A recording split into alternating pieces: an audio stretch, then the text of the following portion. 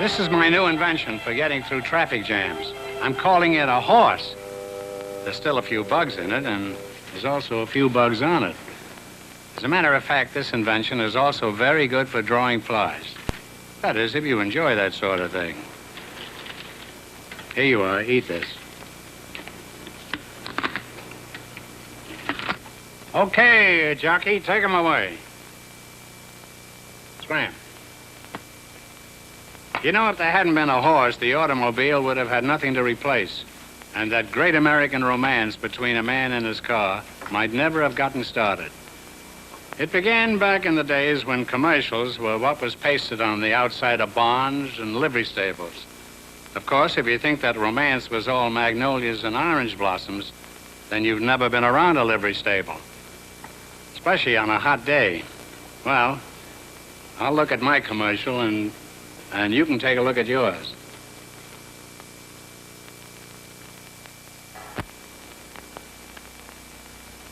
Our burning love affair with the automobile started so far back that if you can remember it, it's a way past your bedtime.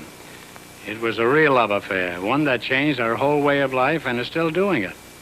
I was a kind of a Stutz Bearcat man myself. That romance has left indelible scars on my arm, my elbow, and my kneecap. Those were just a few of the spots where the crank hit me. Anyway, it was 1896. There were only about 16 cars in the whole United States then.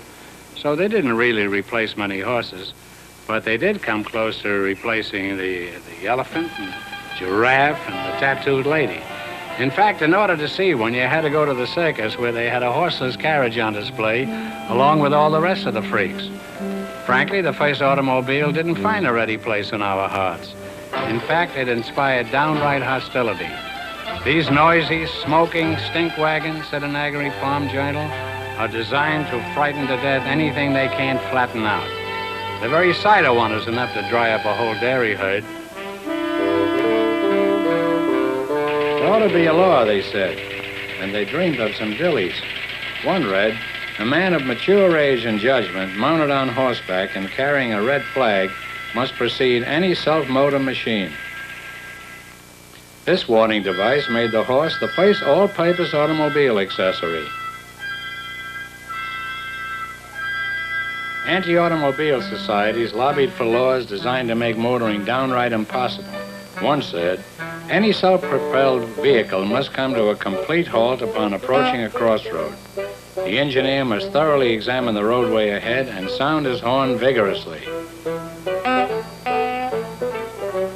Then hello loudly or ring a gong, after which he must fire a gun of sufficiently audible caliber to be heard at great distance. Thereupon, he will dismount and discharge a Roman candle, Vesuvius bomb, or some other explosive device as final warning of his approach.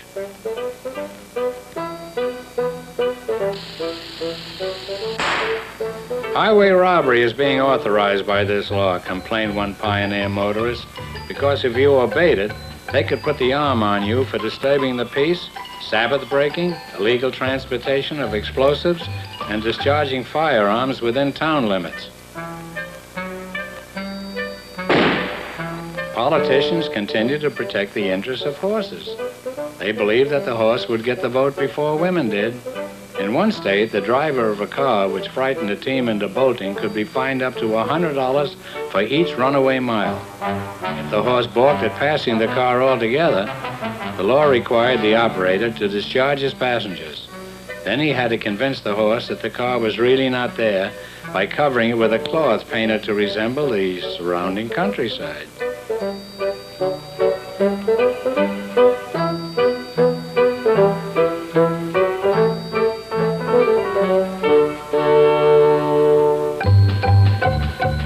For the benefit of any self-respecting horse with an IQ high enough to recognize a camouflage car, the law further specified that the driver had to take his machine apart as rapidly as possible and conceal the pieces in the grass at the side of the road.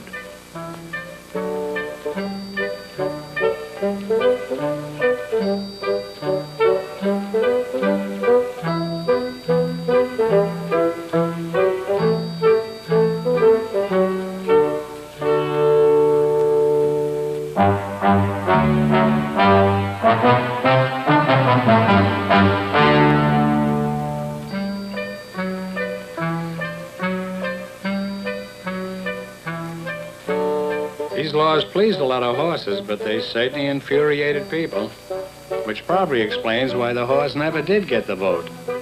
While motorists were cussing horses and searching through the weeds for missing carburetors, the New York Times editorialized, "Americans will never learn to love the mechanical wagon because they will never get used to speeding along the road behind nothing." The medical journal predicted, if the machine ever attains the unlikely speed of 80 miles an hour, it will have to drive itself, for the human brain will be incapable of controlling it. This turned out to be one of the most accurate predictions ever made. There was no immediate danger, though. Few cars could go faster than 40. Anything over 15 was called furious driving.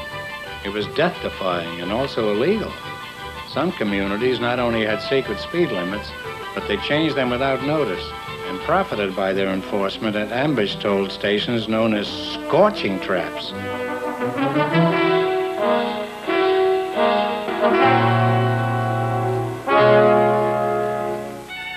The motorcar was being treated like the new girl in town. After the initial curiosity, hostility set in.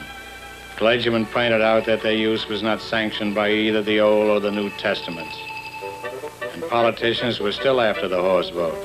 If we cannot barricade our streets against these snorting, hissing demons, then we had better enlarge our hospitals for their victims and our penitentiaries for their drivers.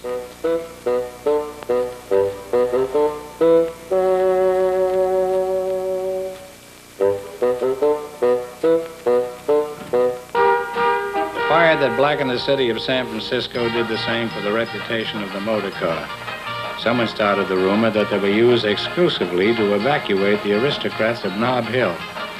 When it was pointed out that these machines were mostly used for relief and rescue work, few people listened. After all, horseless carriages weren't even an American invention. Their origin was European. And they even had an ugly French name, automobile. Their drivers were called chauffeurs. Besides, they permitted a shameless flaunting of stocking when boarding them, which was downright Parisian. It's small wonder, moralized a family paper, that ladies of the ensemble and other flashy theatrical types prefer this type of vehicle. Its machinery is activated by a material which burns not unlike brimstone.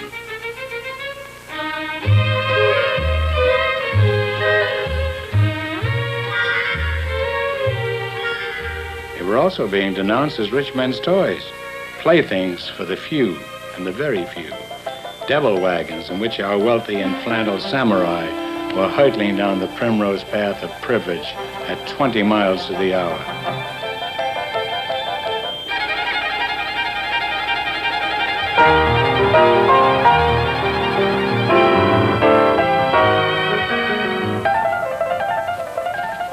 president of Princeton, Woodrow Wilson, said, "Nothing has spread socialistic feeling more than the use of the automobile. They are a picture of arrogance and wealth with all its independence and carelessness." If the voting booth was still a safe refuge for men, the road was not. Women were learning to drive. Mrs. Hamilton Fish was learning to drive. Unaware of his place in history, a man stepped into her path. He was thoroughly intersected 3 times by the same car, making him the most, if not the first pedestrian to be run over. The automobile age had really arrived.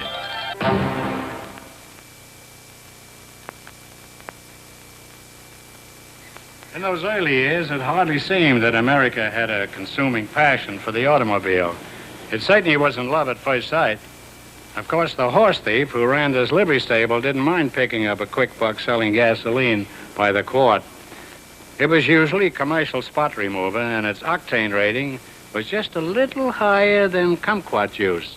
But it did get you up to the nearest creek, where incidentally I've been for the past 20 years.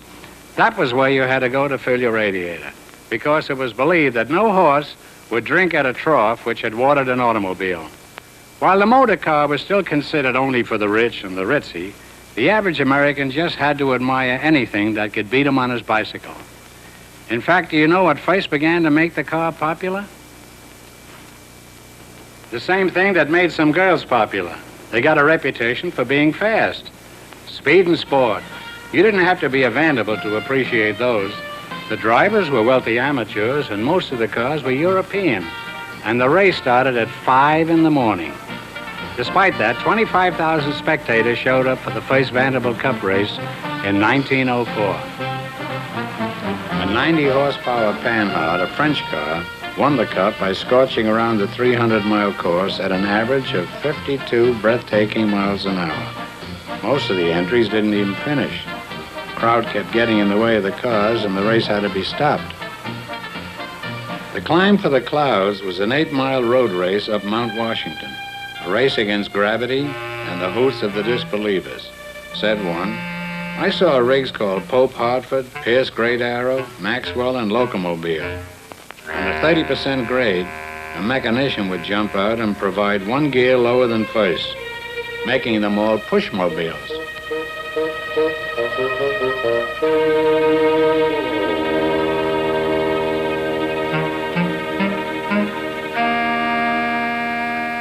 But rooters were beginning to outnumber hooters. We've got auto machines which, when they are perfected up to their promise, will go uphill faster than a horse with his tail on fire.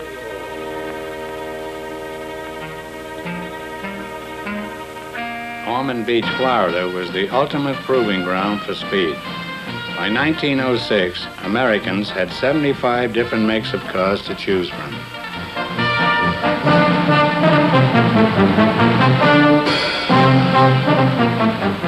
And they argued about which was the faster, the steam engine or the internal explosion motor. A Stanley steamer, the Flying Tea Kettle, ran the course at a world's record, 127 miles an hour. It would take 4 years for that record to be broken by a gasoline burner, driven by a cocky little man with a dead cigar, Barney Oldfield. He was no gentleman driver. The game had gotten too dangerous for amateur road races.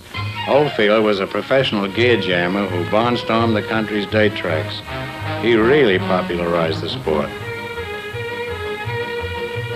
They dropped the green flag in Indianapolis on the place of the big ones in 1911, the Memorial Day 500. This grueling run around the brickyard demanded so much of man and machine that it became a laboratory for testing new ideas for the infant automotive industry.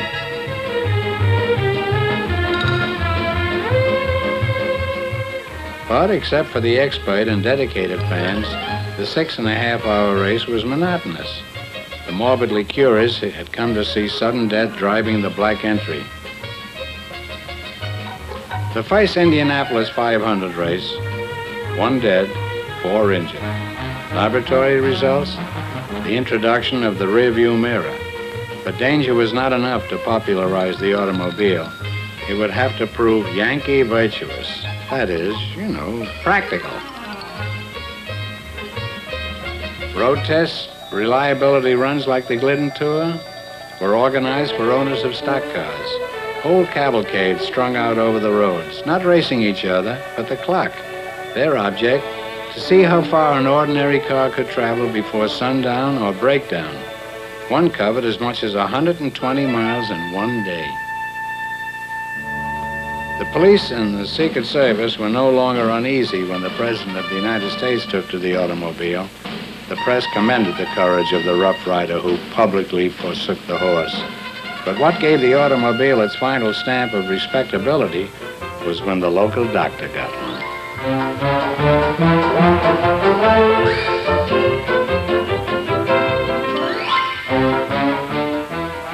Now everybody wanted a car. Mass production methods and go-getter advertising were America's only major contribution to the automotive industry. But even by 1912, they gave us world leadership. Every sewing machine and bicycle factory was building cars. We now had over 100 makes to choose from, powered by everything from compressed air to rubber bands.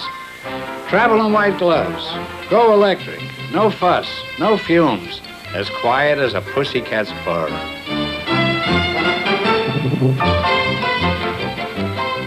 Guaranteed not to go faster than 20 miles an hour. But the electric runabout would only run about 25 miles before its batteries needed recharging.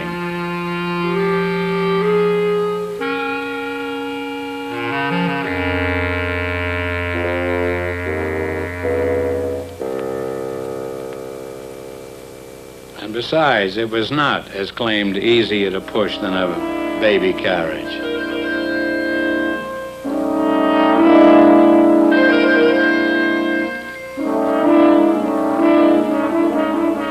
Why risk electrocution, said the competition. The machine that steams is the car of your dreams. The only auto which will cross the country on $4 worth of kerosene, and the only one which can also blow out clogged drains, thaw out fire hydrants, and roast peanuts. The ads didn't mention that it was constantly thirsty, that it always looked as if it was about to explode, and though it had no gears, it sometimes throttled itself automatically into reverse.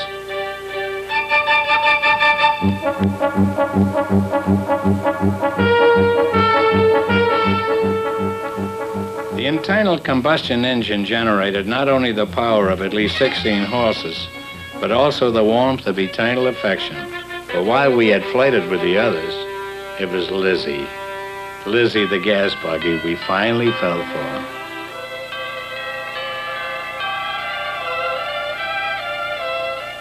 Times have certainly changed, admitted a rural paper. Here first, Mr. Edison says, the horse is the poorest motor ever made, with an efficiency of only 2% compared to 35% for the gasoline motor. Then the days of old Dobbin are indeed numbered.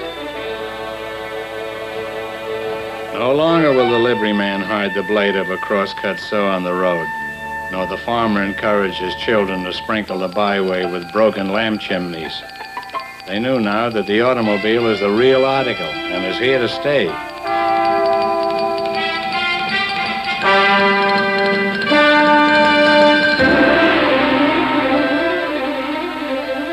The day of its harassment is over forever.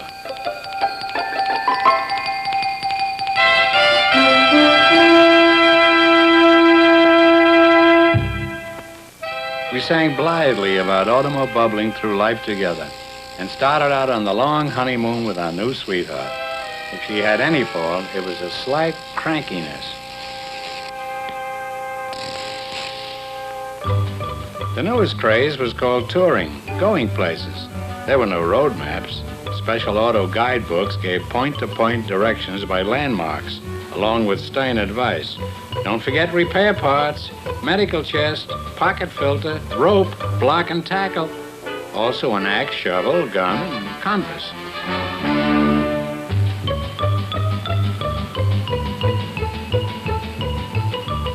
One of the places to go was the Panama Pacific Exposition in San Francisco. It could take as long as 60 days from New York by car. The fair celebrated the joining of our two oceans by a canal. But between our two coasts, there was still no road.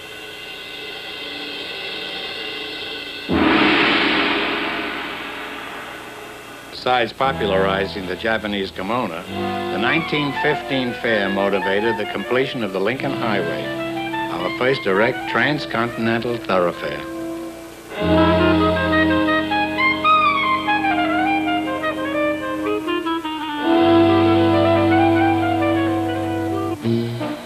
Now that we could go places, there weren't enough places to go. The pleasure resort industry doubled and doubled again as the automobility expanded to include people of moderate income and limited leisure.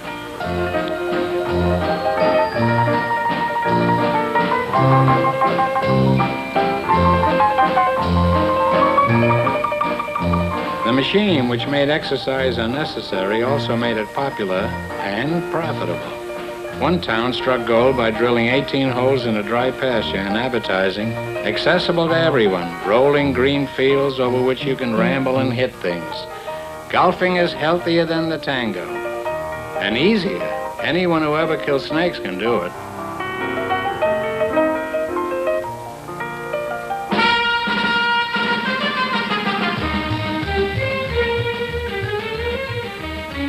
The slogan, "See America First," sold as many automobiles as it did railroad tickets. But to see parts of it, first you had to find them.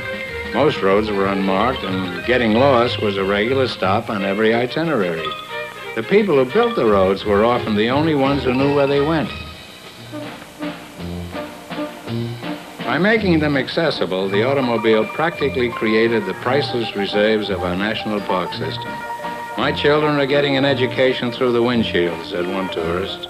But another, seeing a geyser, said, "Shucks, I've got a radiator that did better than that all the way from Altoona." To sum up touring statistically, in 1924, 1,400,012 people motored a distance of 4,683,000 miles to feed 32 bears. In 1923, 2 popular magazine articles, "Whatever Became of the Horse?" and "How to Travel with Pets."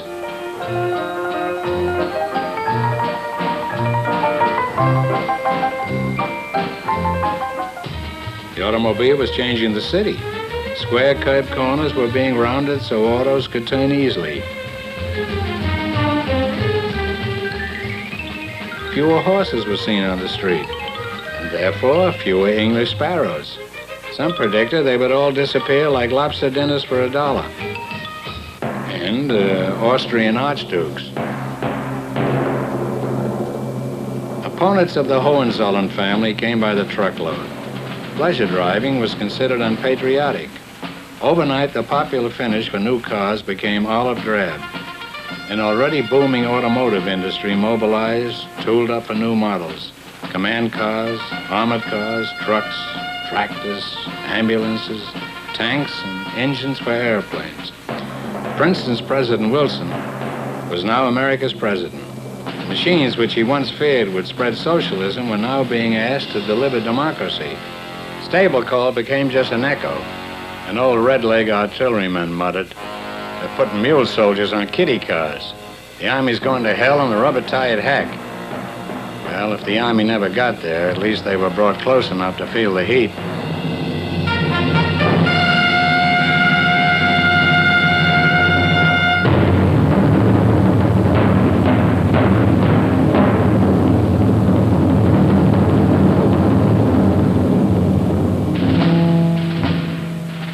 Back home, to help the overburdened railroads, ambulances were being delivered under women power to points of embarkation.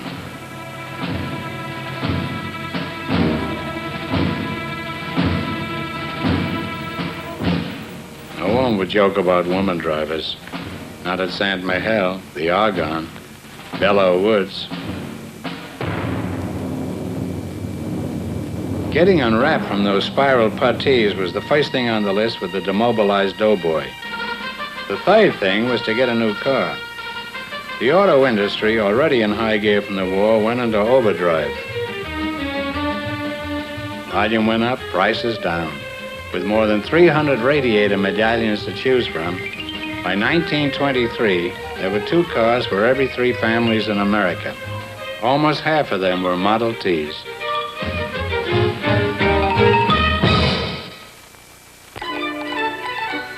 Model T costs less than $300 FOB Detroit. For that, you got a car and a hobby. Every street was gasoline alley, and every owner was a backyard mechanic who counted on an hour of polishing and tinkering for every hour of motoring. The T model was delivered without any accessories. The floorboards were made from the box the battery came in, and the customer could order any color finish, so long as it was black. Here was a car anyone could afford and almost anyone could start. The owner of one old stem winder said if you advanced the spark too far, she'd backfire. That'd kick back the crank and break your arm, or at the very least, scrape your knuckles against the radiator. Considerable color has gone out of our language since the adoption of the self-starter.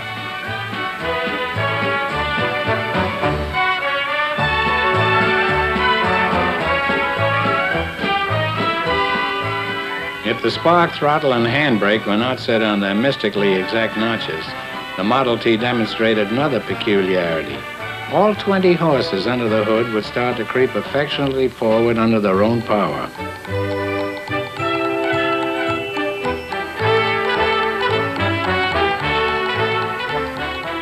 These were the days when cars seemed to have personalities of their own. They were almost like living things. Children grew to love them, gave them pet names: Lizzie, Lena, Bouncing Betty. They crept from the garage into the affections of the home. They were members of the family. The automobile introduced a new form of togetherness, that weekly and often aimless migration, the Sunday drive. It provided a great excuse to leave the dishes in the sink. Right after dinner, they'd all pile into the car. Destination didn't matter. Maybe they'd drive down county to see Grandma, or drop in on the cousins. A prize went to whoever saw the most unusual thing or spotted the most out-of-state license plates. Let's go for a spin meant that the alleged head of the family wanted to see how many miles he could get on the speedometer.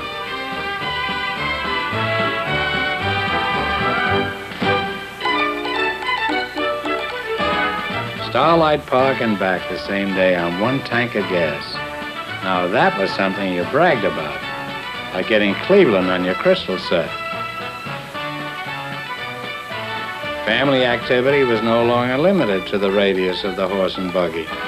Going down to watch them unload hogs at the depot was not nearly as much fun as the magic carpet world that could be reached by automobile.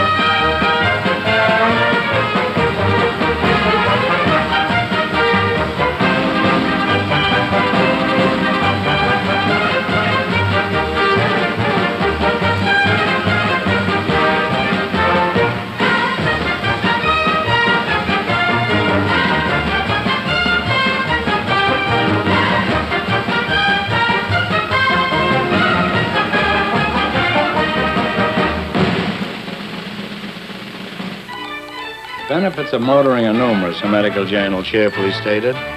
Fresh air and sunshine, the invigorating excitement of motion, the chance to escape from the workaday cares of kitchen and counting house, make the automobile a medicine much to be recommended for the health of body and spirit.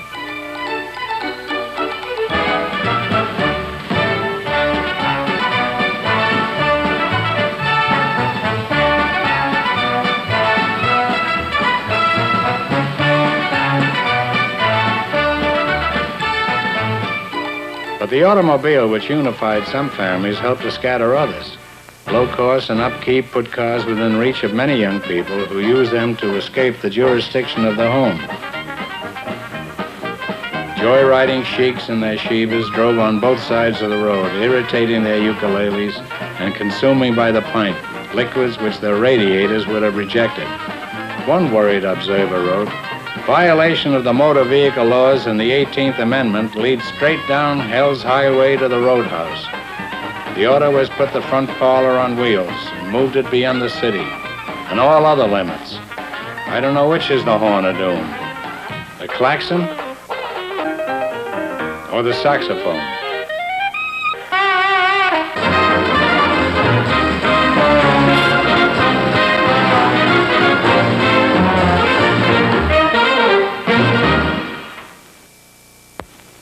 Not only had the automobile replaced the horse, it went too far and started to replace the comedian.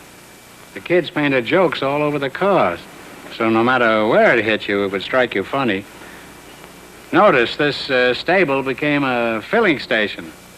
Air was free, so was water, and gas was 22 cents a gallon, including the 2-cent tax. Wherever the country was headed, it was going to get there on wheels.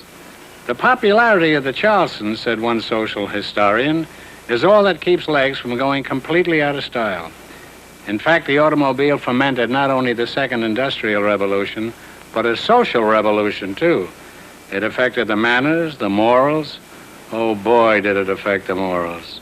Even the map of America. The whole country in 1905 had only 150 miles of paved roads.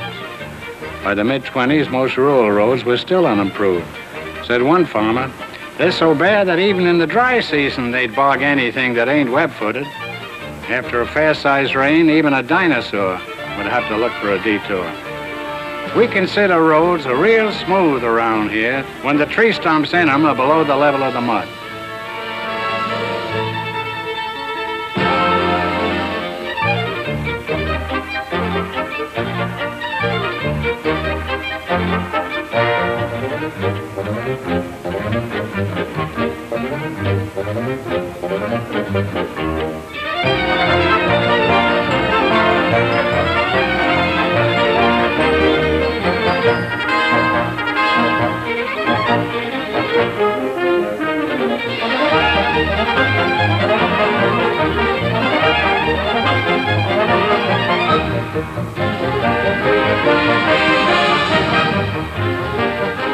A Midwestern paper admitted that the ruts in one road certainly do need filling. We believe the coming crop of fractured axles and broken steering knuckles should do the job nicely.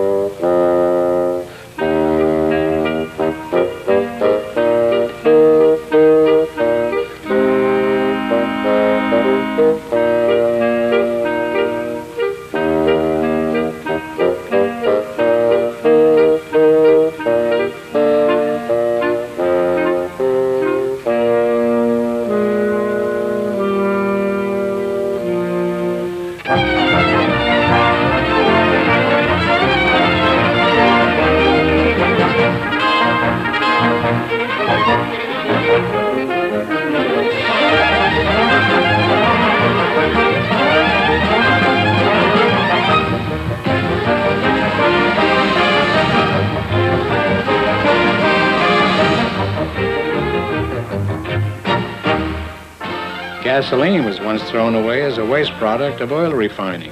Now it supported a new major industry, which expanded daily as car production increased. And the more cars on the road, the more good roads were demanded.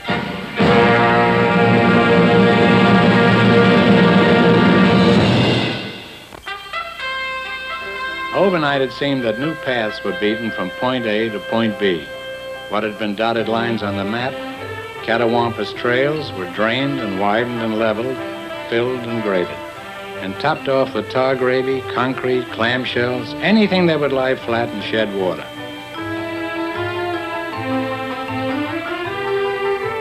With improved roads, the automobile had become a rural convenience as familiar and a great deal more common than plumbing. After all, said a farmer, where can you go in a bathtub?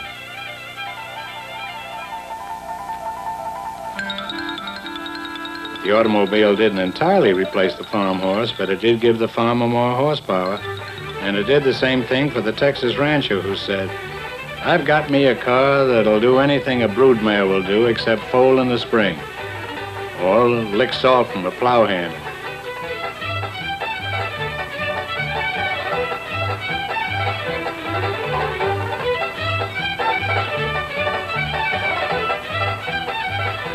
If the automobile didn't retire the cow pony to pasture, it was because gas and repair stations were noticeably scarce on the open range.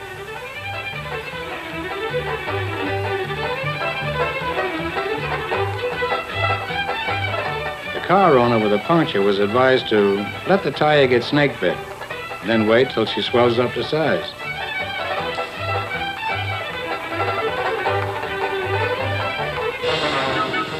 The automobile widened the social horizon of the farmer and his wife. Now the state fair was just as close as the county fair. It introduced them to more people and ideas than the party line telephone. And it meant that their sons and daughters could, for the first time, meet and neighbor up with other young folks who weren't all second cousins.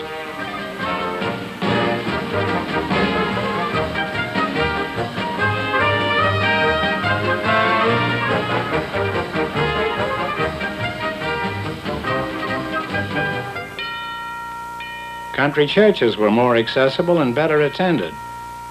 But they also felt the competition of Sunday driving. Many a congregation heard sermons which warned that America was traveling buckety-buckety down the road to perdition in a Model T. But if that's where Lizzie was taking them, they had every confidence that she could get them back.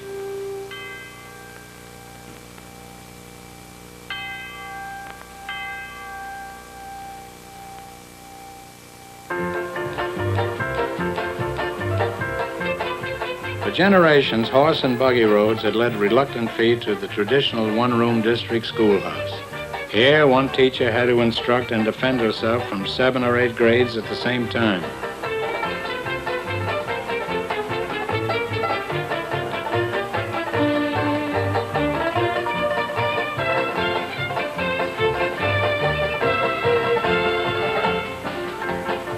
The automobile made the Consolidated school possible and put an end to 8 different McGuffey's readers in one class. Now every grade could have its own room, or as a teacher put it, each age in its own cage. No longer dependent on common carriers, farmers could truck their produce and livestock to market themselves. This not only lowered the cost of freight, but it raised the land values of whole areas not served by rail or waterways.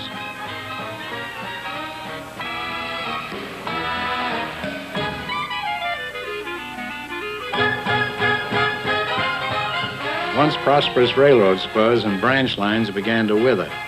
Trackage rusted into winding gardens of Jimson weed. Only occasionally, and then accidentally, did the iron horse get its revenge against the horseless carriage.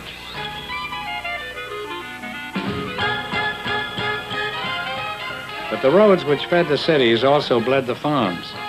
They lured men away from the soil to good jobs in factories and mills that turned out parts and pieces of more cars. And they paid good wages so that more people could buy them.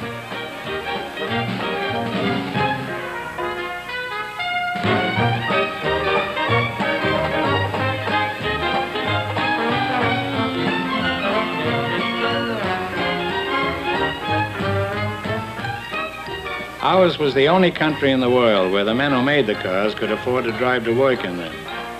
But they manufactured problems too. Air pollution, noise, congestion. Problems so acute that in some cases we had to use horses to help solve them.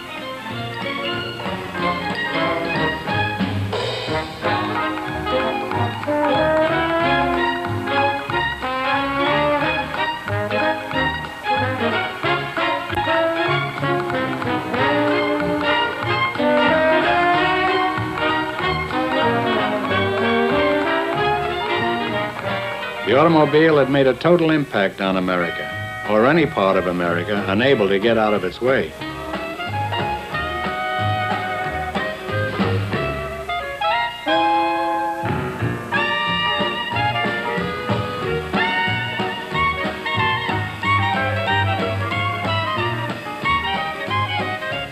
A new slogan, "Safety First," came out. For some curious reason, it didn't catch on.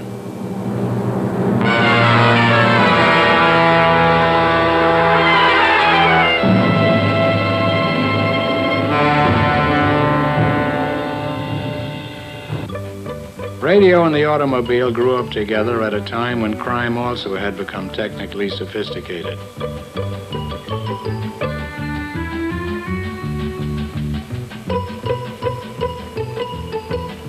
Radio-equipped police cars were developed to meet the high mobility of the mechanized criminal, the hot car merchant, the bootlegger, the midnight importer of hot lavaliers, and a guy charged with an overdue library book.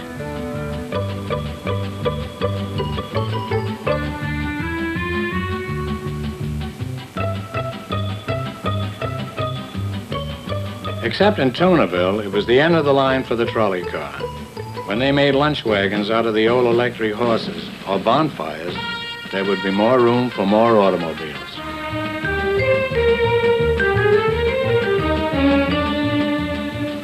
The automobile helped to overcrowd the cities, which in turn made their outskirts more desirable and accessible. They made the land expensive, which in turn popularized, if that's the word, installment buying.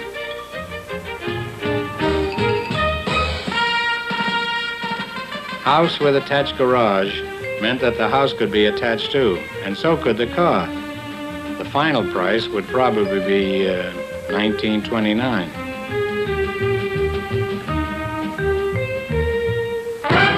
But in 1928, anyway, it seemed that Wall Street and Easy Street merged at Main Street, and Main Street crisscrossed America, and every car on it put every American within easy spending distance of at least one big town. No longer did the housewife have to buy her dresses to the nearest size from a mail-order catalog, or buy the only style hat from behind the feed sacks in the general store. The car made everyone a comparison shopper who could always go to the next town for a better fit, a different color, a fairer price. So big city chains, specialty, and department stores moved out to the small towns to get the egg money. And when they did, there were no more small towns.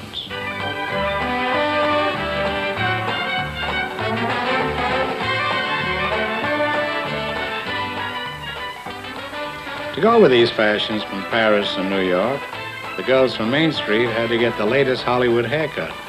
This drove the men from the barbershops and broke up a lot of good quartets.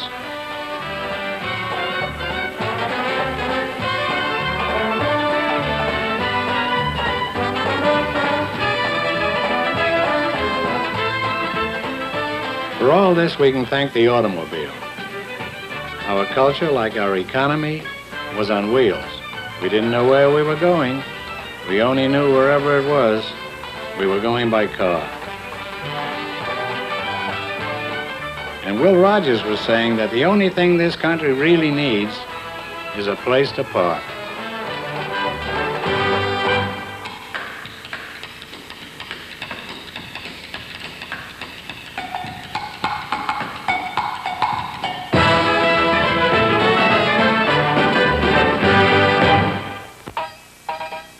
We were so in love with the automobile. If you care enough about something, you can afford to laugh at it once in a while, and we did, on Saturday night, at the silent movies.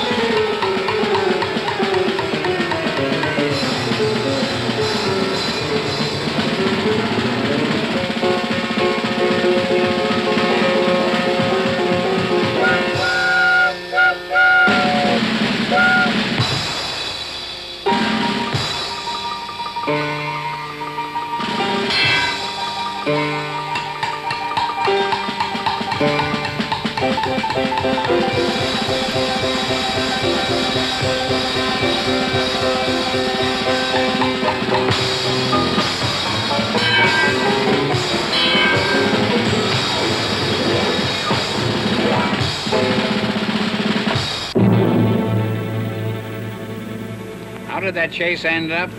It didn't. It's like our romance with the automobile. It's still going on.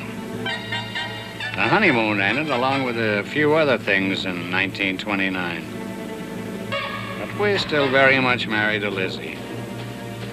We don't always know how to get along with her, but we certainly can't get along without her.